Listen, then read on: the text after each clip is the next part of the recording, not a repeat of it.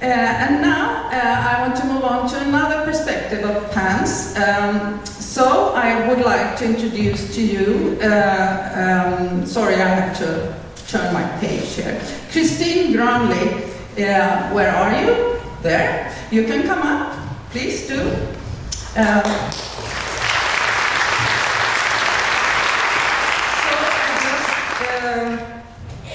Wanted to say that Kristin is the mother of a young man with PANS, and she is also the chair of Sane Norway, which is our sister organization in Sweden, Sane Sweden. We work together. So welcome, and I leave the word to you, and you will present yourself and your story. Thank you. Can you hear me? Yes. So, I represent the Norwegian PANS organisation, Sane Norway. I'm a parent, the chair, and a founding member. Our organisation is run by parents. We believe strongly in peer support. I will talk to you about the parent's perspective. And being a parent of a child who has had PANS, I'm trusting I'm not the only one with a tear in my eye just now after listening to Hugo. So thank you, Hugo. So, a parent's perspective. I only have 15 minutes, so I'll try to be quite quick. I'll cover these topics. How this disease can actually be named a parent's worst nightmare. The absurdity of losing a child overnight, yet this child is still there. The need for health professionals to believe these distraught parents. The massive care burden of PANS families, which has been, it's been mentioned during the day.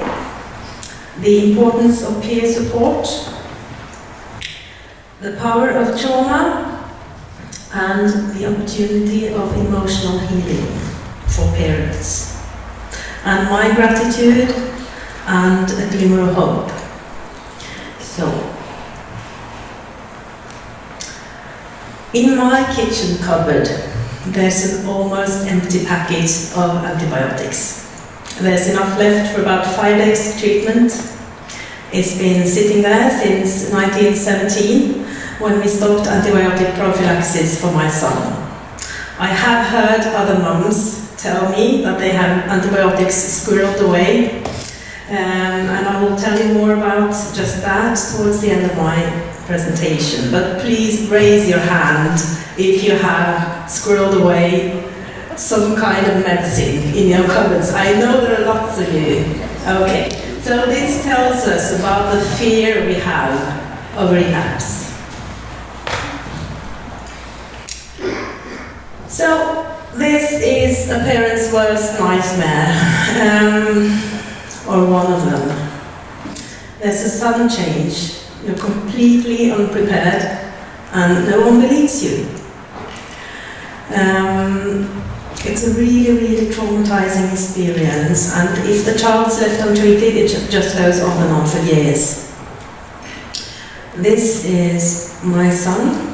In 2013, he'd been ill for about 3 years, and this was obviously not a good day. It says in Norwegian, death. He was underneath that duvet, he wouldn't come out of it, he didn't go to school. He could just as well be dead. That's what it means. So what does it feel like to lose your child overnight? And the child is still there, it's just a different child. The happy, outgoing and contented child is just gone. In its place there's a pale, hollow-eyed child with huge pupils, extreme anxiety and a dead and frightened stare. This is what all the parents in this room have experienced. I think it's impossible to imagine how it feels until it happens. And to show you what kind of nightmare this is from the Swedish Survey from 2017. Sane Sweden has put together a very good survey of their members They answered quite a big survey. And I've, in the orange text, I've translated from Swedish. The first one I didn't bother translating because, you know, Dr. Jekyll and Mr. Hyde, that used to be my son, not anymore. The parents, they say their child is possessed. It's a different child. 72% say that their child is now different. I'm afraid of my child. I fear that my child will self-harm. I fear that my child will commit suicide. I fear that my child will harm someone else. It's like living in a horror movie. 67% say it's like a nightmare. And 61% it's the worst I've ever experienced.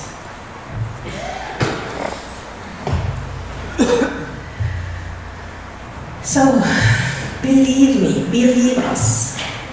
There's a huge need for us to be believed. Part of my personal trauma from these years is that whenever someone don't believe me, it triggers my post-traumatic stress syndrome, and I'm really stressed out. So it's the worst thing for me is not to be believed.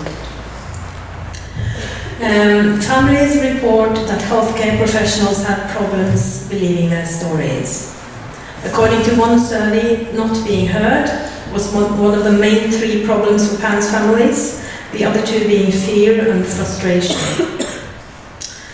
Parents keep having to repeat their stories whenever they meet new doctors, and they need to meet a lot of new doctors before diagnosis. The mean time of time from onset until diagnosis is around 2 years for a lot of people.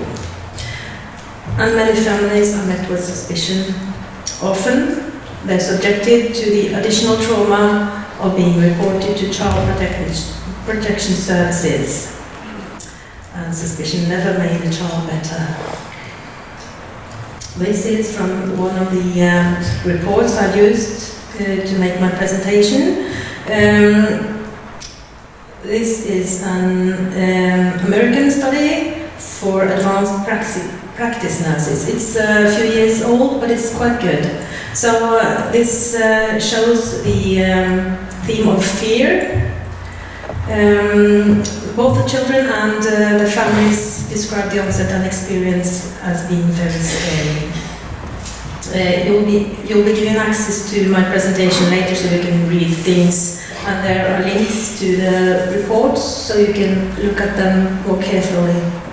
Frustration is another theme, because lack of knowledge in the medical community leads to frustration for parents. And theme 3, not being heard. Not being heard can lead to misdiagnosis and the wrong treatment. And in the report, there is a picture of a 15-year-old boy who was placed in restraints during hospitalization. And they used 500 restraints, resulting in injuries like foot drop and joint reformation. This is heartbreaking to watch. We're moving on to care burden. And the care burden in PANS families is enormous. You've heard it before today, and I'll tell you again. It's really a lot of work, and it's awful. Yeah. So there are a few surveys. They show high care burden. So the one I'm borrowing facts from is from Stanford, I think, from Margot Zilleman. So PANS children also need the same amount of care as significantly younger children. My own son, when he was 12, he needed the care of a 2-year-old because he had extreme separation anxiety. He couldn't be left alone for a second. And you can think of your own healthy children and think, what would it feel like if I couldn't leave my child for a second? Often there is a need to protect siblings from violent attacks. Some families have to split up to protect siblings, which is a pretty horrible thing to have to do. And families report that one or both parents have to work significantly less in order to care for their sick child, which leads to economic struggles for a lot of families. And there's an increased risk of post-traumatic stress in both child and parents, and even in siblings. I'm not going to read all this, but it does say that specifically OCD leads to a higher caregiver burden. And as PANS is a brain-related condition with severe OCD symptoms, this leads to a high care burden. So this again is from the report by Fandom, I think, and it shows that the score for the care burden was around 37, which is a very high score. It also says that in PANS, very few families use respite care, which has a very logical explanation, because the high prevalence of extreme separation anxiety in this population means there's no respite to be had. You can't leave your child to anyone else. So, peer support, which is the core activity for our organization in Norway. We believe strongly in peer support. And we lean heavily on social media. It offers an unprecedented possibility to interact and support with parents. Our channels are Facebook groups, email, contact forms, messages online, and a lot of phone calls. And we do find it hard to say no. Peer work and peer support is a key aspect of information about PANS. It's very empowering to share. For us in the organization, in the board, it's therapeutic to share our stories with new parents, and it's very therapeutic for the parents to be able to tell us what they're going through.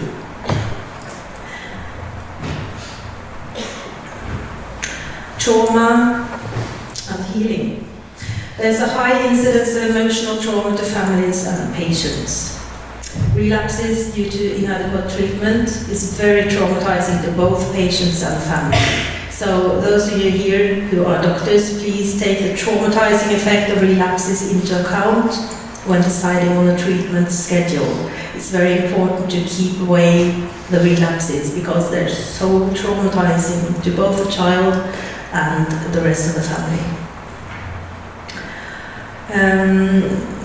The possibility or the potential of healing is, as parents, when you've been in this world for a few years, it's very healing to help others. So I strongly encourage people to get involved in peer work.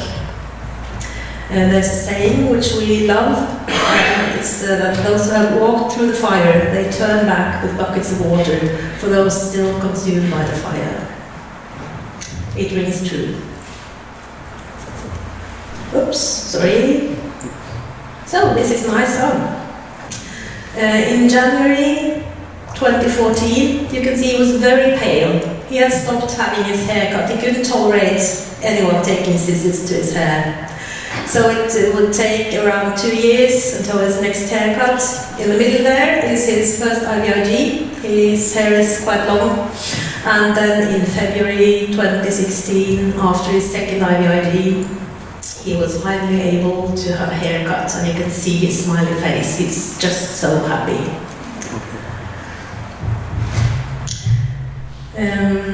So my story, our story, is a story with a happy outcome, but also it's a story of suffering, heartache, and a lost childhood.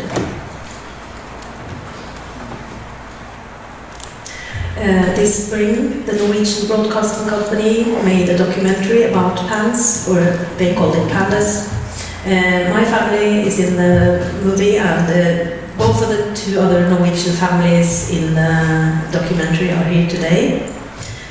We're so grateful that they wanted to make a documentary about us. And there's a link to view the documentary at the end of my presentation. Sadly, it's only in Norwegian. I'm not sure how you can get a kind of translation for it, but anyway, the link is there. And this is my source of gratitude. Each and every day, my just 16-year-old son, he's now healthy. It took 1.5 years of IVIG treatment and antibiotics. He's now at school full-time. He turned 16. He's just this week getting his scooter's driver's license. So he's out and about, very busy. As a source of hope for you, and especially for you who are doctors, this is from Panda's network in the US. They compiled around 200 cases and made a document with all the facts. And it does show that with time and with treatment, most cases resolve. And you, as treating doctors, can make a huge difference. Don't wait it out, just treat. So, back to my penicillin. Why am I still here? Why do I keep a packet of out-of-date antibiotics in my kitchen cupboard? It's because I'm terrified of what might happen if my son fell off a cliff again. It has happened before, it could happen again. It does happen repeatedly to other patients. And my feeling is just that nothing is ever safe again. This is what PANS has done to me and my family. Nothing is ever safe. These are my references, and you can go to the links when you get the presentation. And this is the contact info for our organization in Norway. We would like to extend our gratitude to Sane Sweden for shouldering this conference and for being our mentors. So, thank you.